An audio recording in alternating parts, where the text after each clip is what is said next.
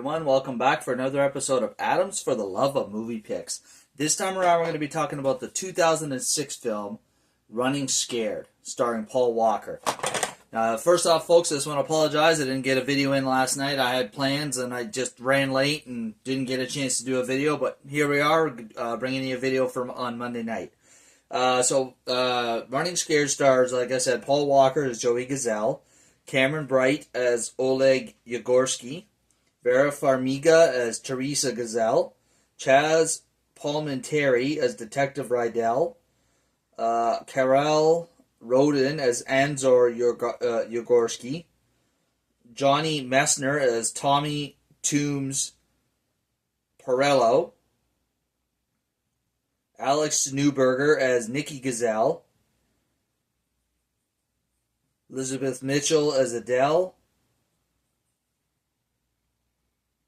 and I think that's pretty much the extent of the well-known actors in this one.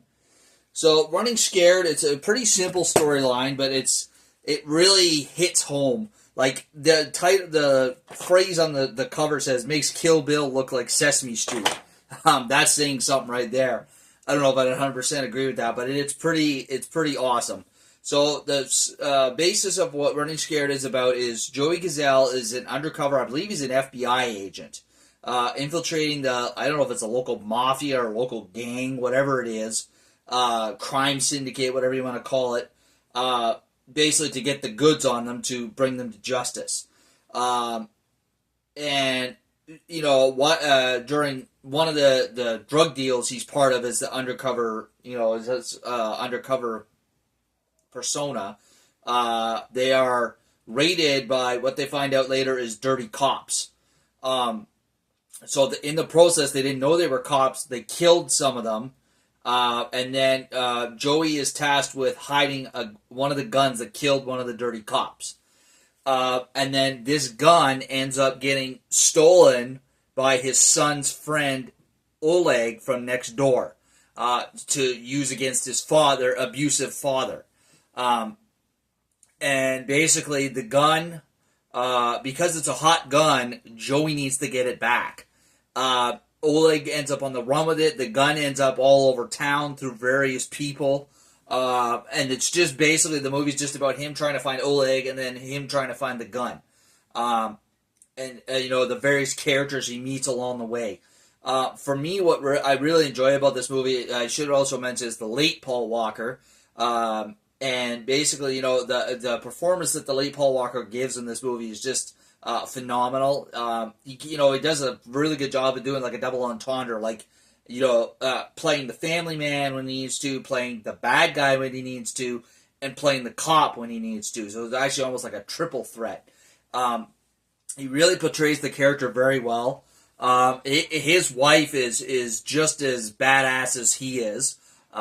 There's certain moments you'll see in the film where she has to put on the brave face and be a badass.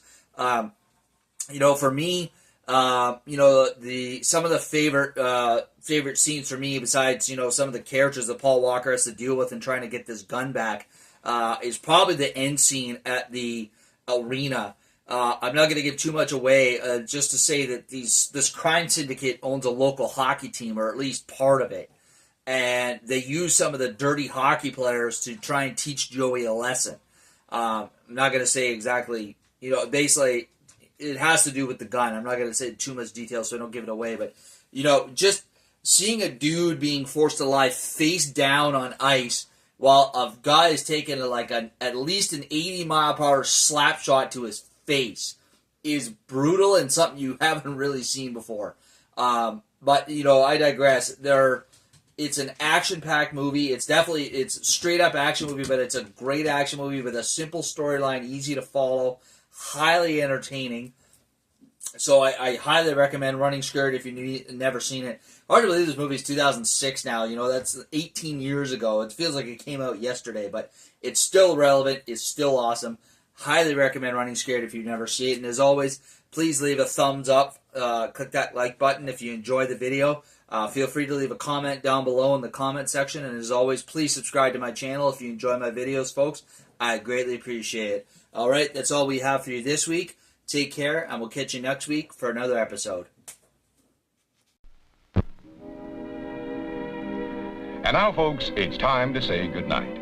We sincerely appreciate your patronage and hope we've succeeded in bringing you an enjoyable evening of entertainment. Please drive home carefully and come back again soon. Good night.